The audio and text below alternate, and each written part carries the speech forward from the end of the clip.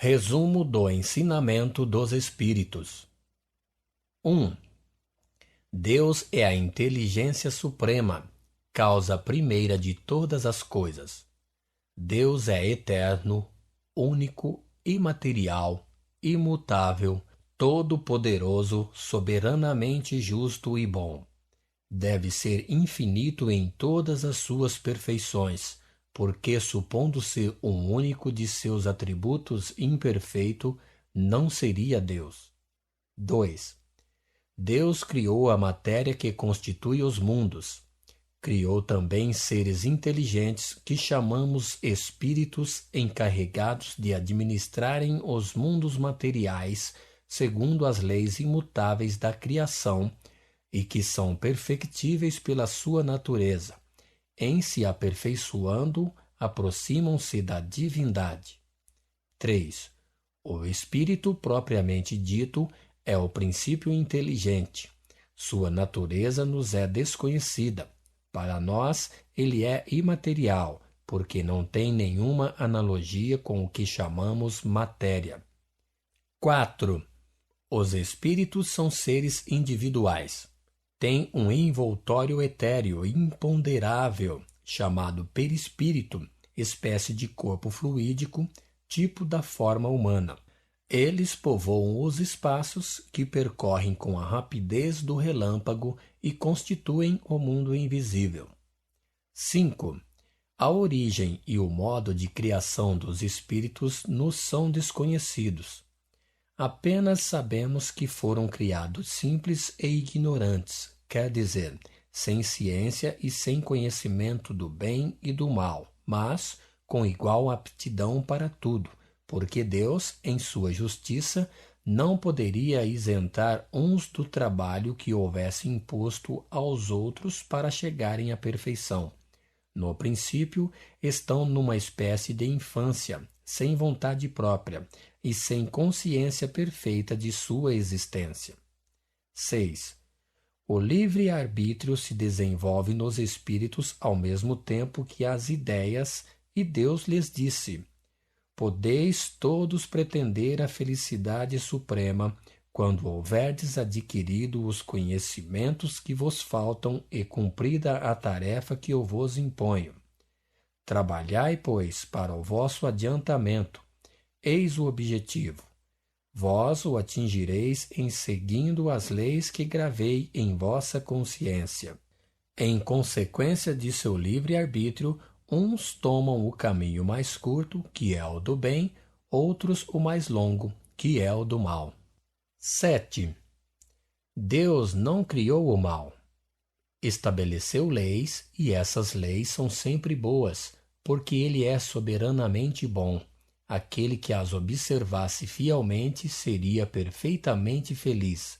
Mas os espíritos, tendo seu livre-arbítrio, nem sempre as observavam, e o mal resultou, para eles, de sua desobediência. Pode-se, pois, dizer que o bem é tudo o que está conforme com a lei de Deus, e o mal tudo o que é contrário a essa mesma lei. 8. Para concorrer, como agentes do poder divino, à obra dos mundos materiais, os espíritos revestem temporariamente um corpo material. Pelo trabalho que sua existência corpórea necessita, aperfeiçoam sua inteligência e adquirem, em observando a lei de Deus, os méritos que deverão conduzi-los à felicidade eterna. 9. A encarnação não é imposta ao espírito, no princípio, como uma punição. Ela é necessária ao seu desenvolvimento e ao cumprimento das obras de Deus, e todos devem suportá-la, tomem o caminho do bem ou do mal.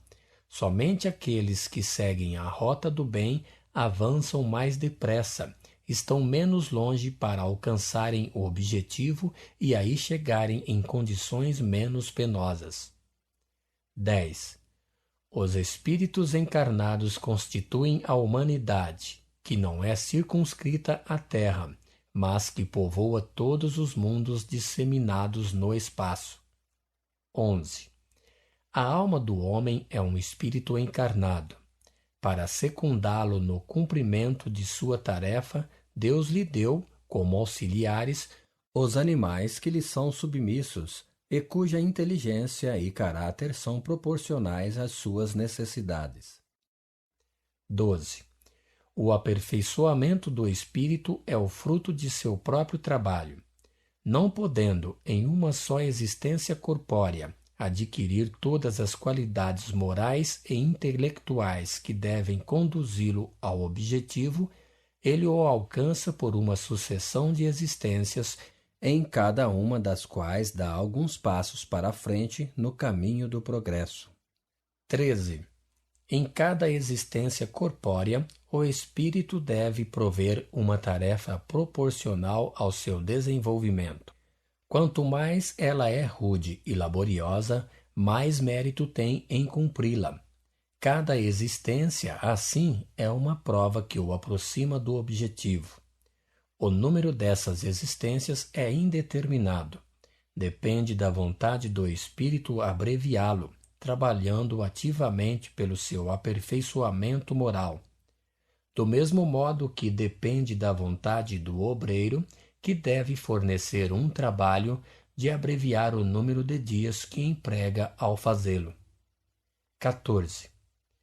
Quando uma existência foi mal empregada, é sem proveito para o espírito, que deve recomeçar em condições mais ou menos penosas em razão de sua negligência e de sua má vontade. Assim é que, na vida, pode-se ser constrangido a fazer no dia seguinte o que não se fez na véspera, ou a refazer o que se fez mal. 15. A vida espiritual é a vida normal do espírito. Ela é eterna. A vida corpórea é transitória e passageira. Não é senão um instante na eternidade. 16. No intervalo de suas existências corpóreas, o espírito é errante. A erraticidade não tem duração determinada.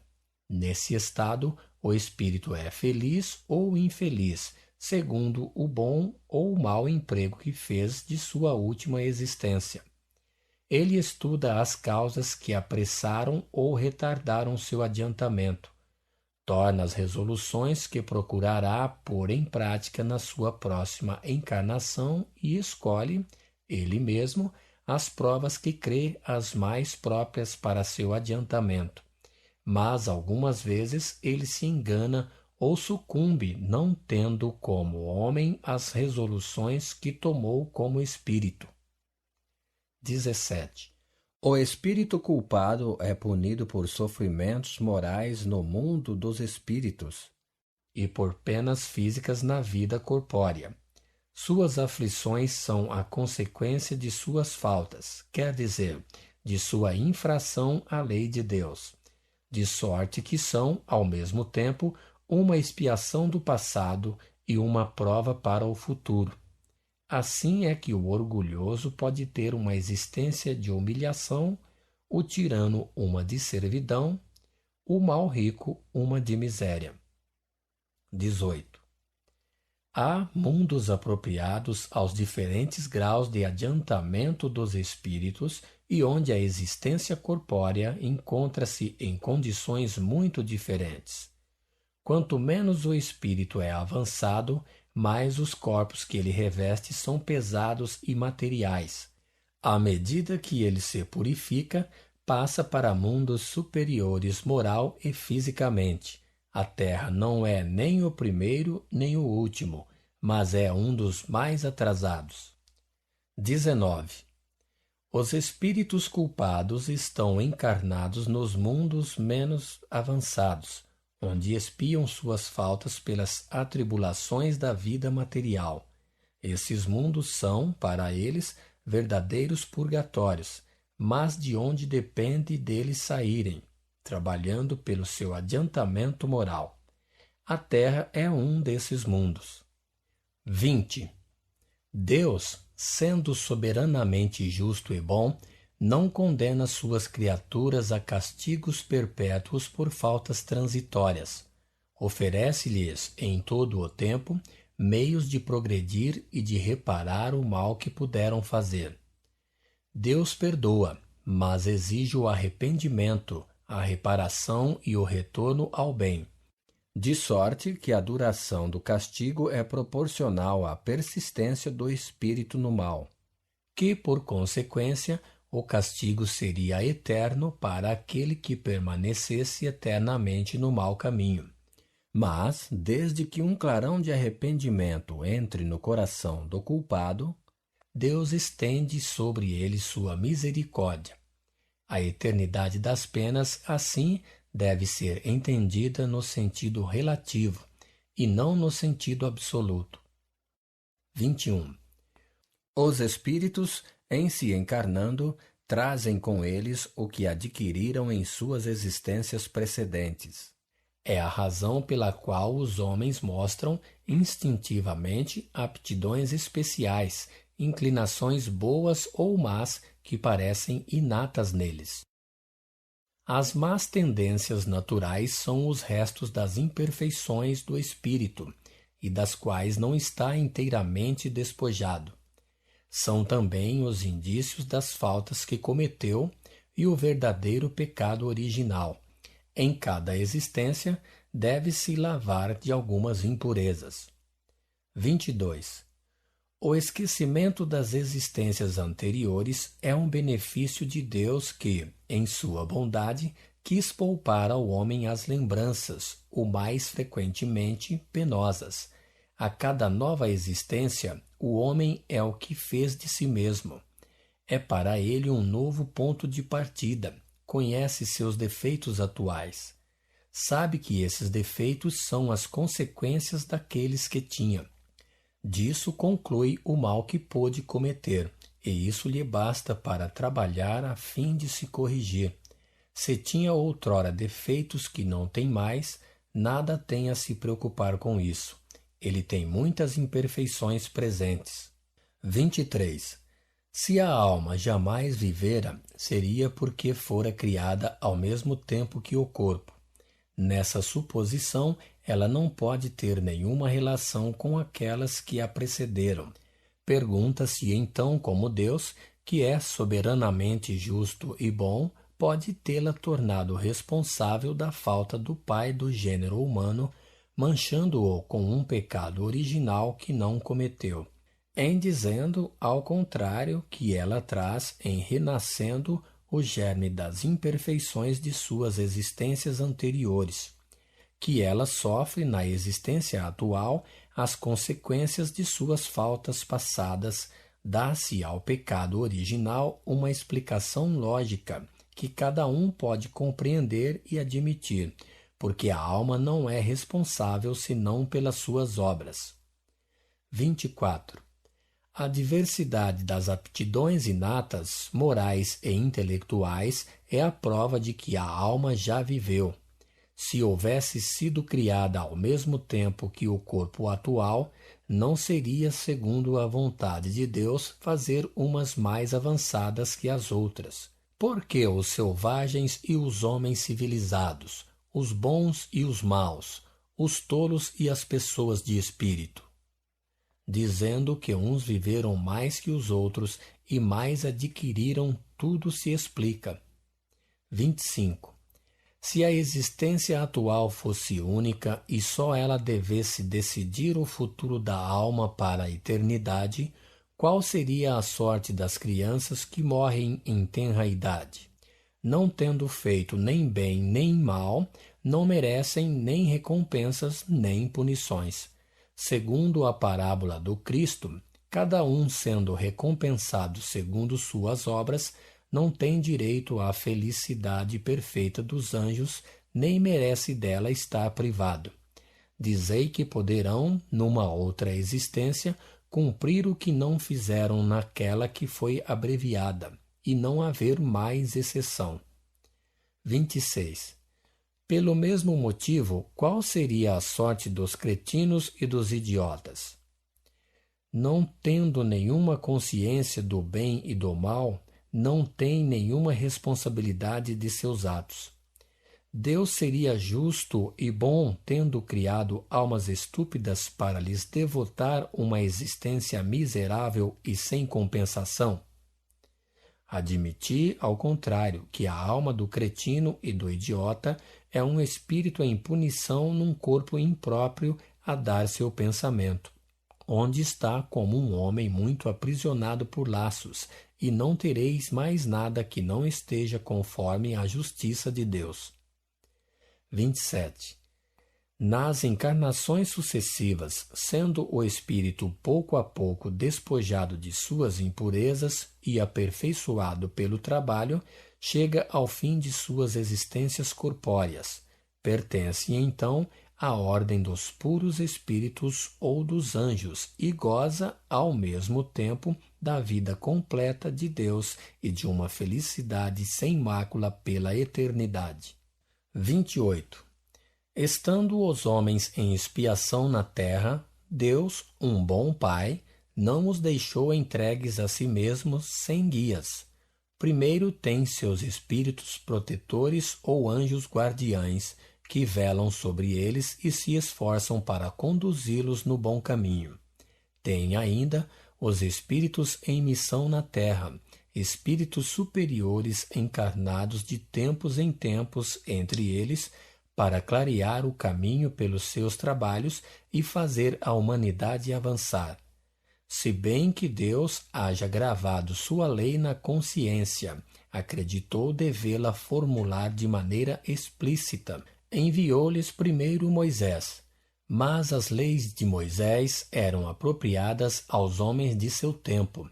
Não lhes falou senão da vida terrestre, de penas e de recompensas temporárias. O Cristo veio em seguida para completar a lei de Moisés por um ensinamento mais elevado, a pluralidade das existências, a vida espiritual, as penas e as recompensas morais. Moisés conduziu-os pelo temor, o Cristo pelo amor e pela caridade. 29. O Espiritismo, hoje melhor compreendido, acrescenta, para os incrédulos, a evidência à teoria. Prova o futuro por fatos patentes. Diz em termos claros e inequívocos o que o Cristo disse por parábolas. Explica as verdades desconhecidas ou falsamente interpretadas. Revela a existência do mundo invisível ou dos espíritos e inicia o homem nos mistérios da vida futura. Vem combater o materialismo, que é uma revolta contra o poder de Deus. Enfim, vem estabelecer entre os homens o reino da caridade e da solidariedade anunciado pelo Cristo. Moisés lavrou, o Cristo semeou, o Espiritismo vem colher. 30. O Espiritismo não é uma luz nova, mas uma luz mais brilhante, porque surge de todos os pontos do globo pela voz daqueles que viveram. Tornando evidente o que estava obscuro, põe fim às interpretações errôneas e deve reunir os homens numa mesma crença, porque não há senão um só Deus, e suas leis são para todos. Enfim, ele marca a era dos tempos preditos pelo Cristo e pelos profetas. 31. Os males que afligem os homens na terra têm por causa o orgulho, o egoísmo e todas as más paixões. Pelo contato de seus vícios, os homens se tornam reciprocamente infelizes e se punem uns pelos outros. Que a caridade e a humildade substituam o egoísmo e o orgulho, então não procurarão mais se prejudicarem, respeitarão os direitos de cada um e farão reinar entre eles a concórdia e a justiça. 32. Mas como destruir o egoísmo e o orgulho que parecem inatos no coração do homem? O egoísmo e o orgulho estão no coração do homem porque os homens são espíritos que seguiram desde o princípio o caminho do mal e que foram exilados na terra em punição desses mesmos vícios. Aí está ainda seu pecado original, do qual muitos não se despojaram. Pelo Espiritismo, Deus vem fazer um último apelo à prática da lei ensinada pelo Cristo, a lei de amor e da caridade. 33. Tendo a Terra chegado ao tempo marcado para se tornar uma morada de felicidade e de paz, Deus não quer que os maus espíritos encarnados continuem a ir para levar a perturbação aos bons. Por isso deverão desaparecer. Irão expiar seu endurecimento em mundos menos avançados, onde trabalharão de novo para seu aperfeiçoamento numa série de existências mais infelizes e mais penosas ainda que na Terra. Formarão nesses mundos uma nova raça esclarecida e cuja tarefa será fazer progredir os seres atrasados que os habitam, com a ajuda de seus conhecimentos adquiridos. Daí não sairão para um mundo melhor senão quando tiverem merecimento, e assim por diante, até que atinjam a purificação completa. Se a Terra era para eles um purgatório, esses mundos serão seu inferno, mas um inferno de onde a esperança jamais está banida. 34. Ao passo que a geração proscrita vai desaparecer rapidamente, uma nova geração se eleva cujas crenças serão fundadas sobre o espiritismo cristão. Assistimos à transição que se opera, prelúdio da renovação moral da qual o espiritismo marca o advento.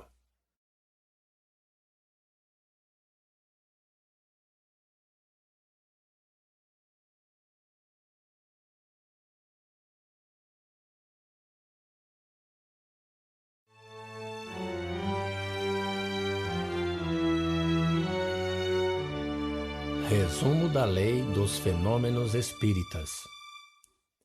Observações preliminares.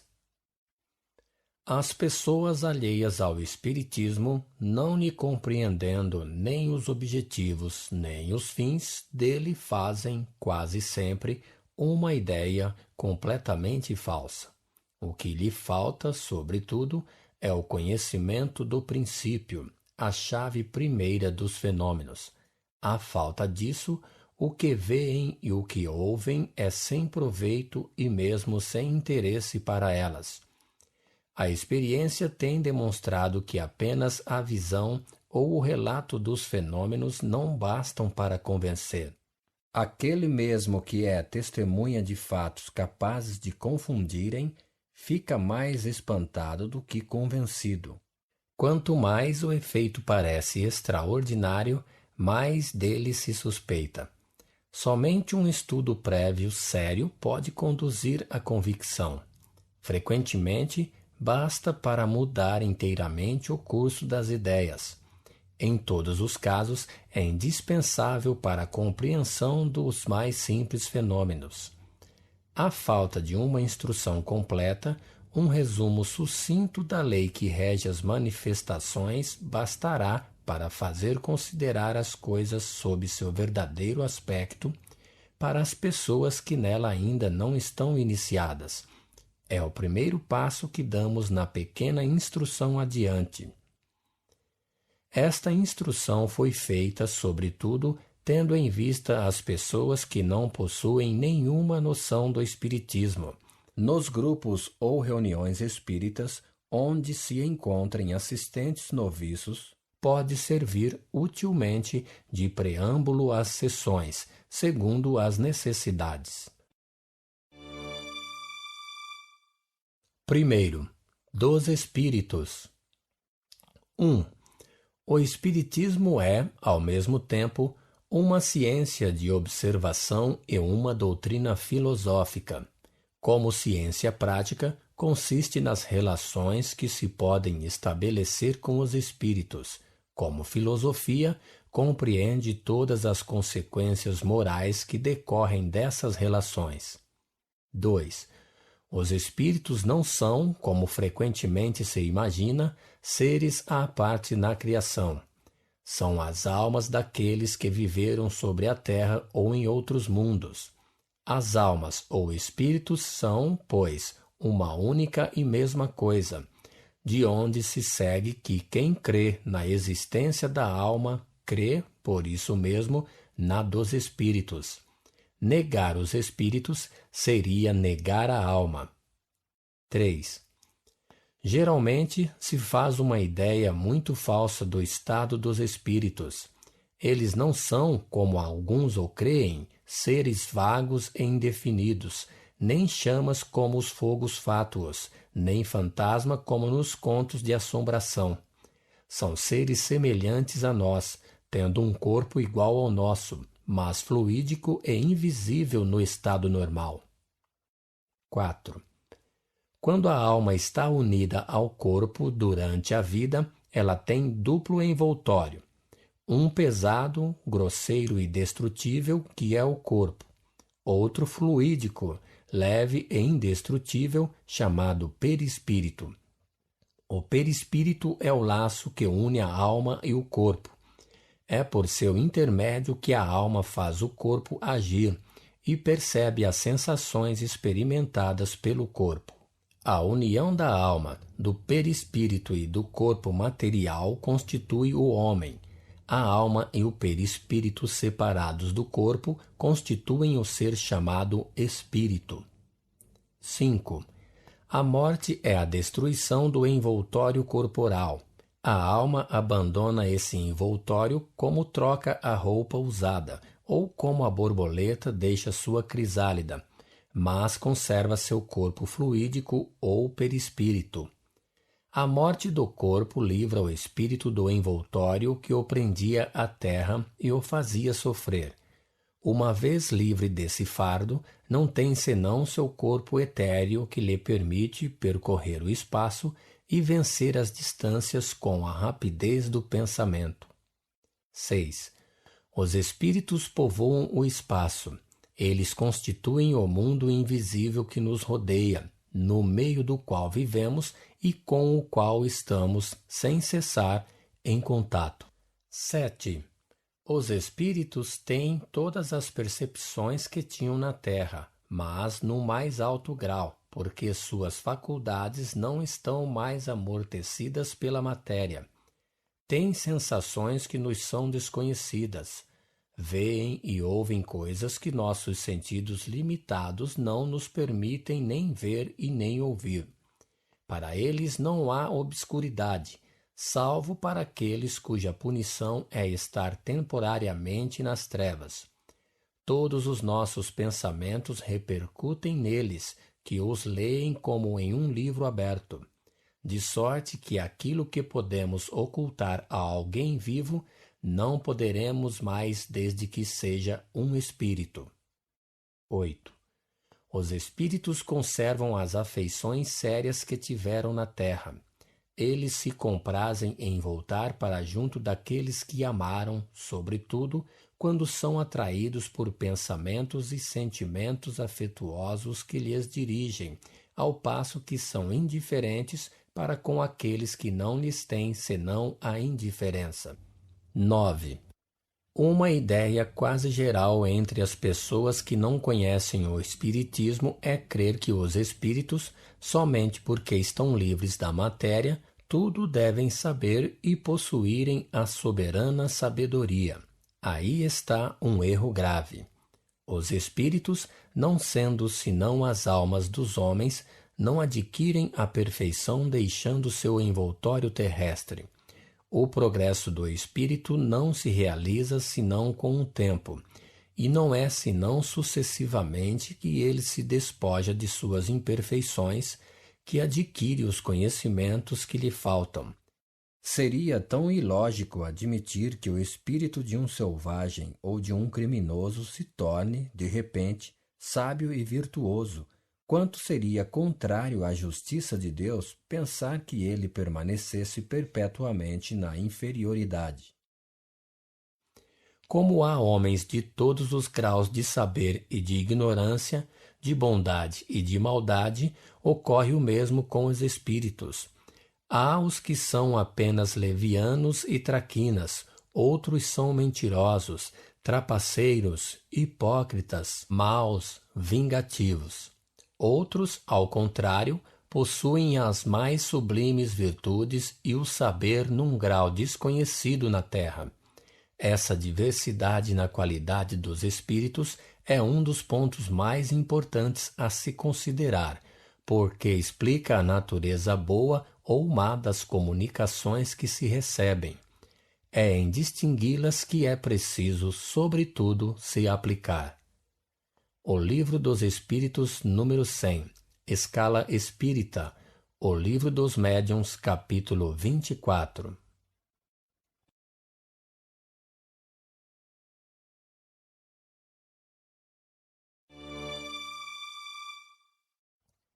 Segundo, manifestações dos espíritos. 10. Os espíritos podem se manifestar de maneiras bem diferentes, pela visão, pela audição, pelo toque, pelos ruídos, pelos movimentos dos corpos, pela escrita, pelo desenho, pela música, etc. Eles se manifestam por intermédio de pessoas dotadas de uma aptidão especial para cada gênero de manifestação e que se distinguem sob o nome de médiuns. É assim que se distinguem os médiuns videntes, falantes, audientes, sensitivos de efeitos físicos, desenhistas, tipitólogos, escreventes, etc. Entre os médiuns escreventes, há numerosas variedades, segundo a natureza das comunicações que estão aptos a receber. 11. O fluido que compõe o perispírito penetra todos os corpos e os atravessa como a luz atravessa os corpos transparentes. Nenhuma matéria lhe opõe obstáculo. É por isso que os espíritos penetram por toda a parte, nos lugares ou mais hermeticamente fechados. É uma ideia ridícula crer-se que eles se introduzem por uma pequena abertura, como o buraco de uma fechadura ou o tubo de uma chaminé. 12. O perispírito, embora invisível para nós no estado normal, não deixa de ser matéria etérea. O espírito pode, em certos casos, fazê-lo sofrer uma espécie de modificação molecular que o torna visível e mesmo tangível. Assim é que se produzem as aparições. Esse fenômeno não é mais extraordinário do que o do vapor, que é invisível quando está mais rarefeito e que se torna visível quando está condensado. Os espíritos que se tornam visíveis se apresentam, quase sempre, sob a aparência que tinham quando vivos e que podem fazê-los reconhecer. 13. É com a ajuda do seu perispírito que o espírito atua sobre seu corpo vivo. É ainda com esse mesmo fluido que ele se manifesta atuando sobre a matéria inerte, que produz os ruídos, os movimentos de mesas e outros objetos, que ergue, tomba ou transporta. Esse fenômeno nada tem de surpreendente se se considera que, entre nós, os mais poderosos motores se acham nos fluidos os mais rarefeitos e mesmo imponderáveis, como o ar, o vapor e a eletricidade. É igualmente com a ajuda do seu perispírito que o espírito faz os médios escreverem, falarem ou desenharem. Não tendo mais corpo tangível para atuar ostensivamente quando quer se manifestar, ele se serve do corpo do médium, de quem empresta os órgãos que faz atuarem como se fosse seu próprio corpo, e isso pela emanação fluídica que derrama sobre ele. 14.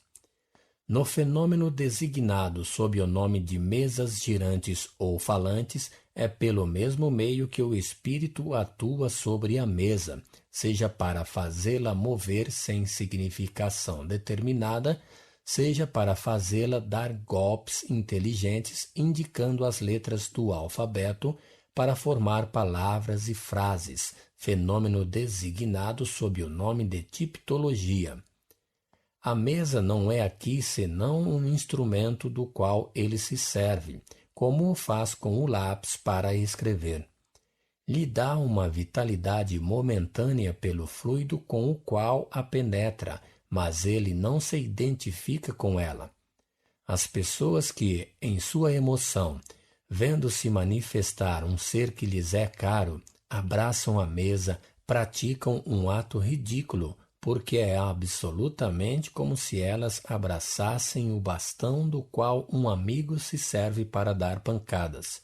Ocorre o mesmo com aqueles que dirigem a palavra à mesa, como se o espírito estivesse encerrado na madeira, e como se a madeira tivesse se tornado espírito. Quando as comunicações ocorrem por esse meio, é preciso imaginar o espírito não na mesa, mas ao lado, tal como estaria se estivesse vivo e tal como se o veria se, nesse momento, pudesse se tornar visível. A mesma coisa ocorre nas comunicações pela escrita. Ver-se-ia o espírito ao lado do médium, dirigindo sua mão ou lhe transmitindo o seu pensamento por uma corrente fluídica. 15. Quando a mesa se destaca do solo e flutua no espaço sem ponto de apoio, o espírito não a ergue com a força do braço, mas a envolve e a penetra com uma espécie de atmosfera fluídica que neutraliza o efeito da gravitação, como o ar o faz para os balões e os papagaios de papel.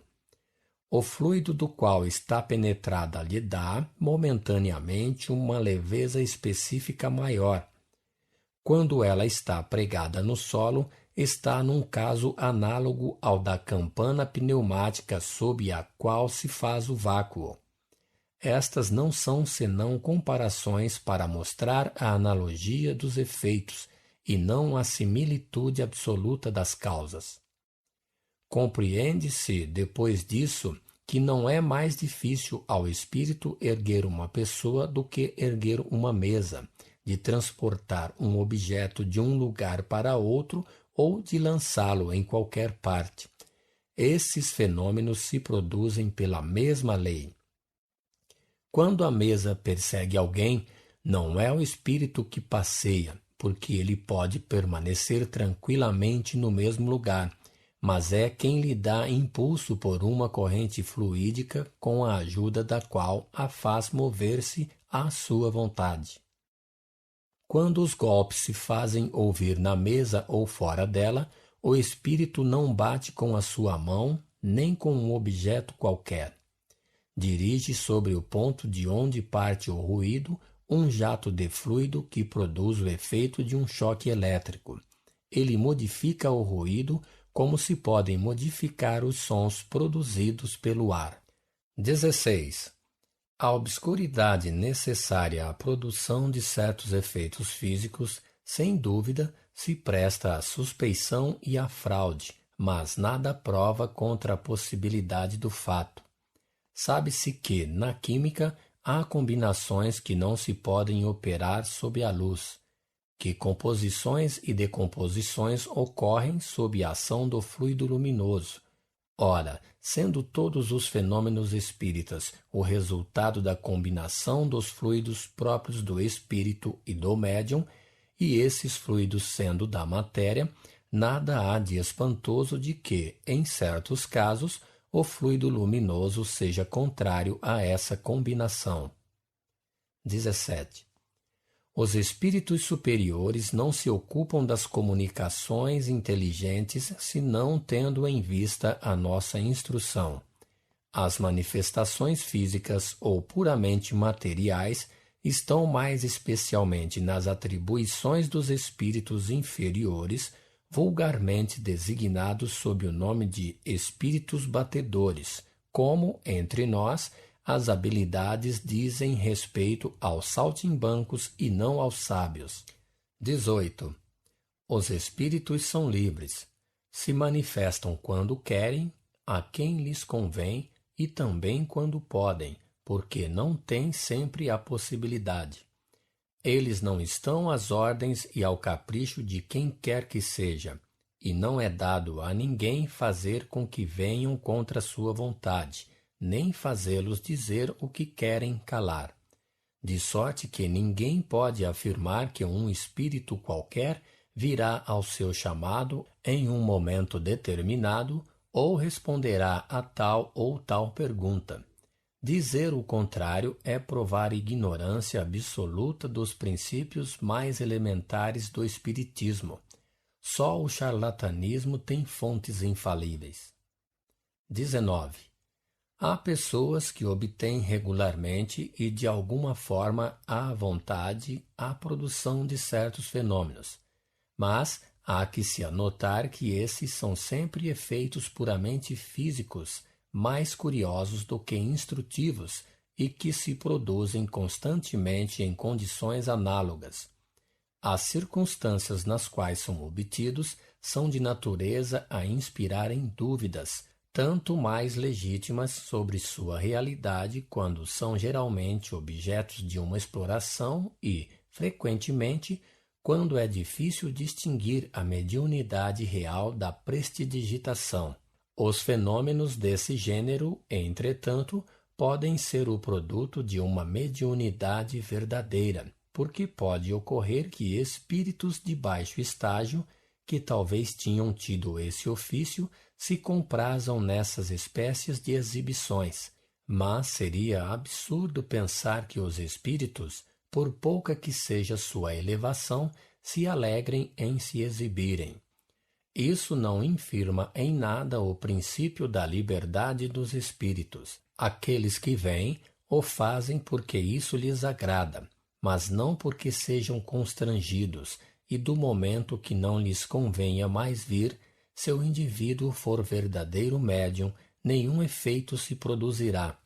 Os mais poderosos médiuns de efeitos físicos ou outros têm tempos de interrupção, independentemente de sua vontade. Os charlatães não os têm jamais. De resto, esses fenômenos, supondo-os reais, são apenas uma aplicação muito parcial da lei que rege as relações do mundo corporal com o mundo espiritual, mas não constituem o espiritismo, de sorte que sua negação não infirmaria em nada os princípios gerais da doutrina.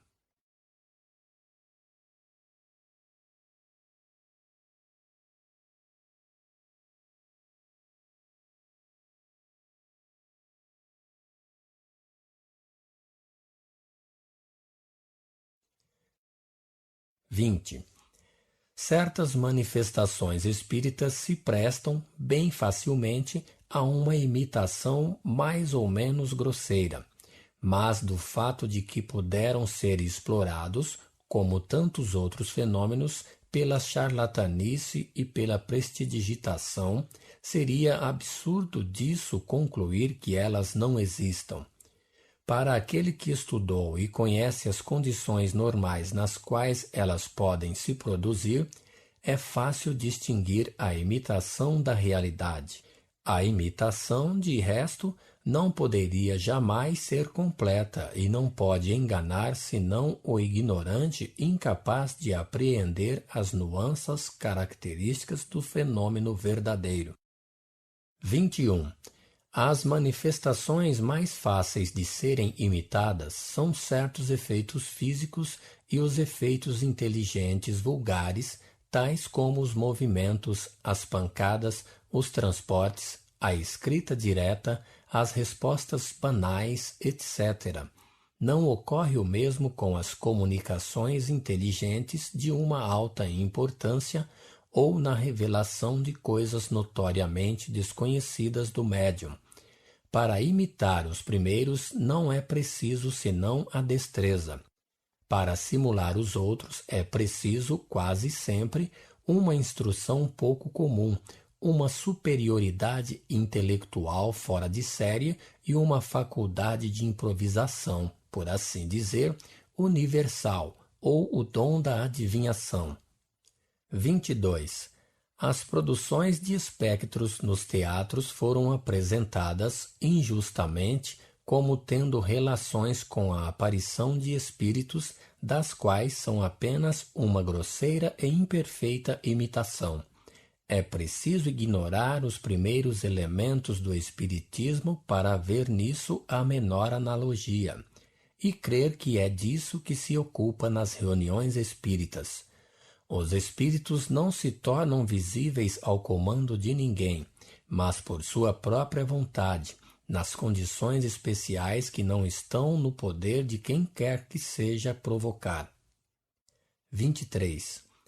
As evocações espíritas não consistem, como alguns imaginam, em fazer voltar os mortos com um aspecto lúgubre da tumba. Não é senão nos romances, nos contos fantásticos de fantasmas e no teatro que se veem os mortos descarnados saírem de seus sepulcros vestidos de lençóis e fazendo estalar seus ossos. O Espiritismo, que jamais fez milagres, tanto esse como outros, jamais fez reviver um corpo morto. Quando o corpo está na cova, aí está definitivamente, mas o ser espiritual, fluídico, inteligente, aí não está metido com seu envoltório grosseiro. Dele se separou no momento da morte, e uma vez operada a separação, não tem mais nada de comum com ele. 24. A crítica malevolente procura representar as comunicações espíritas como cercadas de práticas ridículas e supersticiosas da magia e da necromancia. Diremos simplesmente que não há, para se comunicar com os espíritos, nem dias, nem horas, nem lugares mais propícios uns do que os outros, que não é preciso para evocá-los nem fórmulas, nem palavras sacramentais ou cabalísticas, e não há necessidade de nenhuma preparação, de nenhuma iniciação, que o emprego de qualquer sinal ou objeto material, seja para atraí-los, seja para afastá-los, não tem efeito e o pensamento basta. Enfim, que os médiuns recebem suas comunicações tão simplesmente e tão naturalmente como se fossem ditadas por uma pessoa viva, sem sair do estado normal.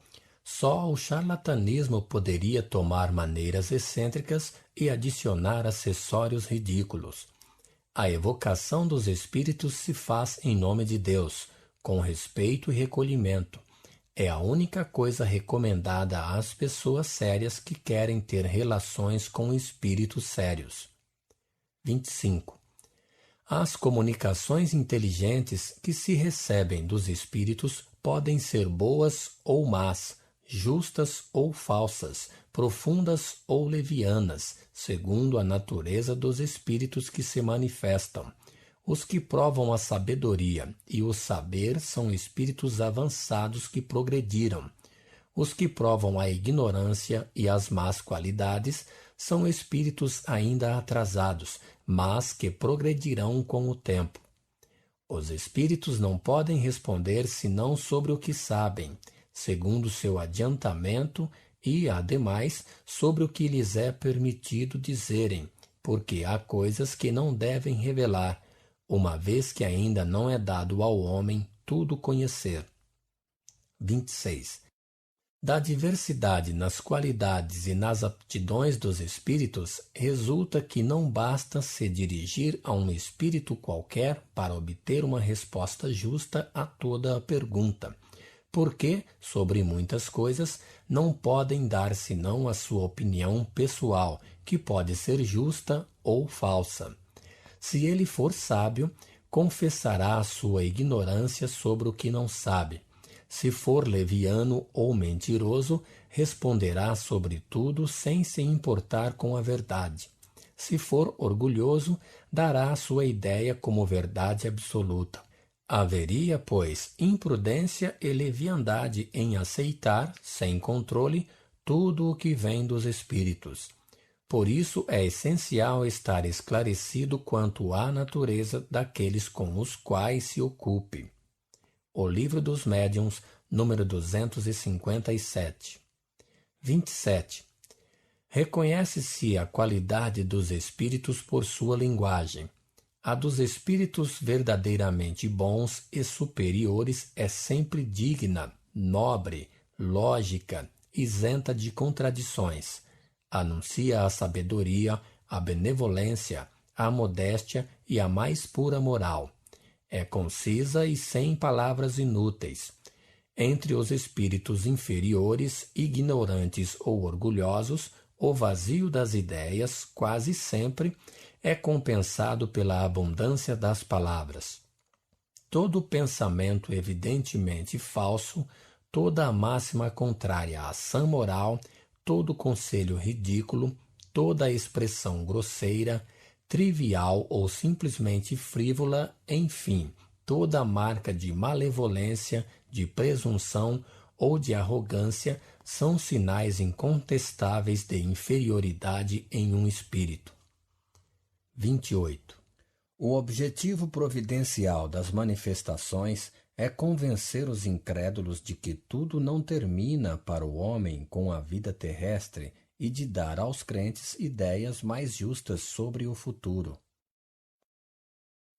Os bons espíritos vêm nos instruir tendo em vista o nosso melhoramento e o nosso adiantamento, e não para nos revelar o que não devemos ainda saber, ou o que não devemos aprender, senão pelo nosso trabalho. Se bastasse interrogar os espíritos para se obter a solução de todas as dificuldades científicas ou para fazer descobertas e invenções lucrativas, todo ignorante poderia tornar-se sábio facilmente e todo preguiçoso poderia se enriquecer sem esforço. É o que Deus não quer. Os espíritos ajudam o homem de gênio pela inspiração oculta, mas não o isentam nem do trabalho das pesquisas, a fim de deixar-lhe o mérito. 29. Seria fácil fazer uma ideia bem falsa dos espíritos, vendo neles apenas os auxiliares dos ledores de sorte. Os espíritos sérios recusam-se ocupar de coisas fúteis. Os espíritos levianos e zombeteiros se ocupam de tudo, respondem a tudo, predizem tudo o que se quer sem se inquietarem com a verdade e sentem um prazer maligno ao mistificarem as pessoas muito crédulas. É por isso que é essencial estar perfeitamente fixado sobre a natureza das perguntas que se podem dirigir aos espíritos. O Livro dos Médiuns, número 286. Perguntas que se podem dirigir aos espíritos. 30.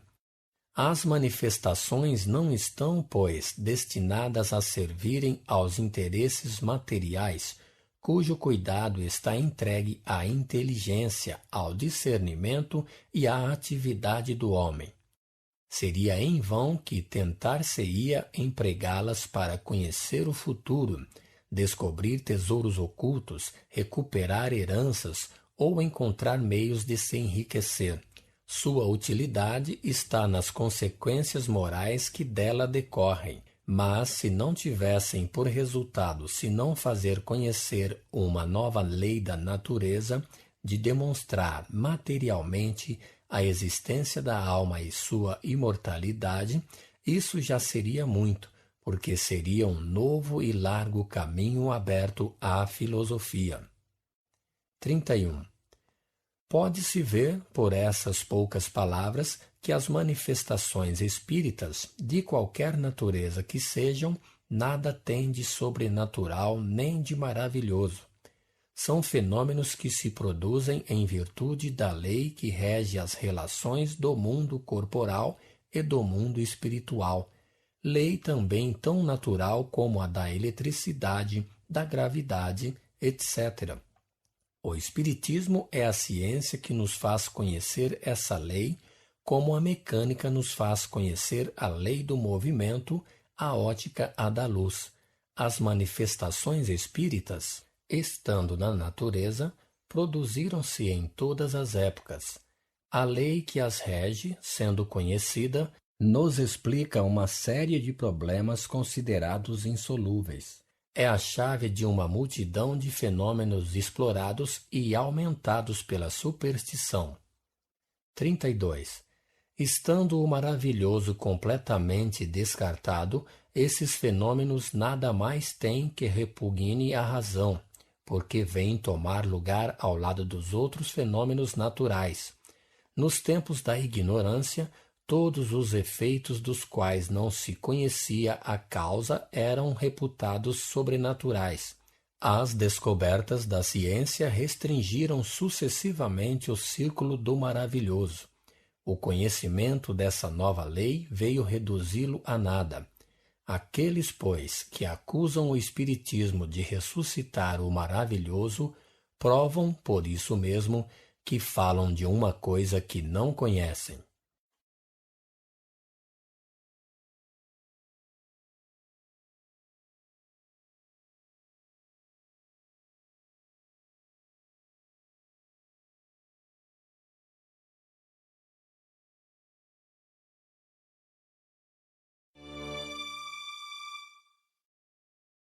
Terceiro, dos médiuns. 33. O médium não possui senão a faculdade de se comunicar. A comunicação efetiva depende da vontade dos espíritos. Se os espíritos não querem se manifestar, o médium nada obtém. É como um instrumento sem músico. 34. A facilidade das comunicações depende do grau de afinidade que existe entre os fluidos do médium e do espírito. Cada médium está, assim, mais ou menos apto para receber a impressão ou impulso do pensamento de tal ou tal espírito. Ele pode ser um bom instrumento para um e mau para um outro.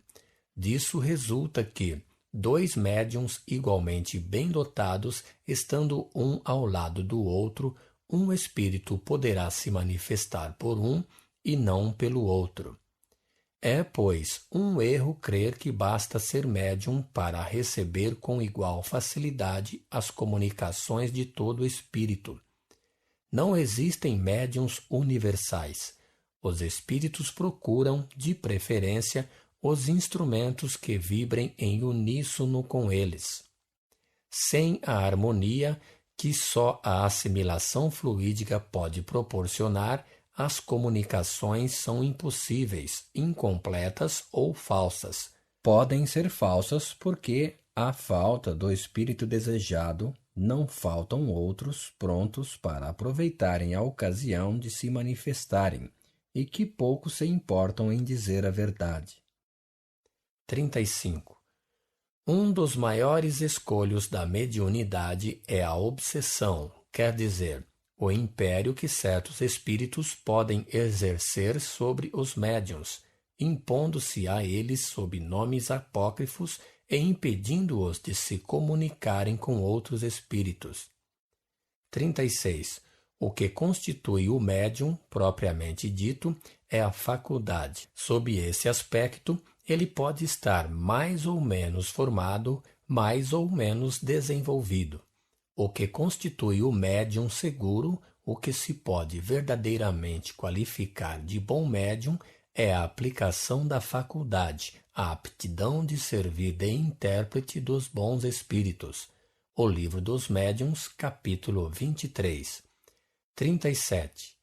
A mediunidade é uma faculdade essencialmente móvel e fugidia, pela razão de estar subordinada à vontade dos espíritos. Por isso é que está sujeita a intermitências.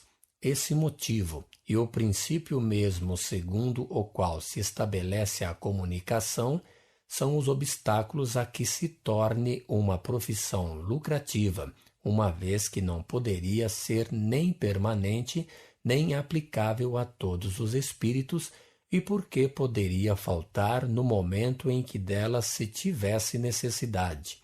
Aliás, não é racional admitir que os espíritos sérios se coloquem à disposição da primeira pessoa que os queira explorar. 38. A propensão dos incrédulos, geralmente, é suspeitar da boa-fé dos médiuns e supor o emprego de meios fraudulentos. Além de que, no entendimento de certas pessoas, essa suposição é injuriosa. É preciso, antes de tudo, perguntar qual interesse poderiam eles ter para enganarem e divertirem ou representarem a comédia. A melhor garantia de sinceridade está no desinteresse absoluto, porque aí onde nada tem a ganhar, o charlatanismo não tem razão de ser. Quanto à realidade dos fenômenos, cada um pode constatá-la se se coloca nas condições favoráveis e se aplica a paciência na observação dos fatos, a perseverança e a imparcialidade necessária.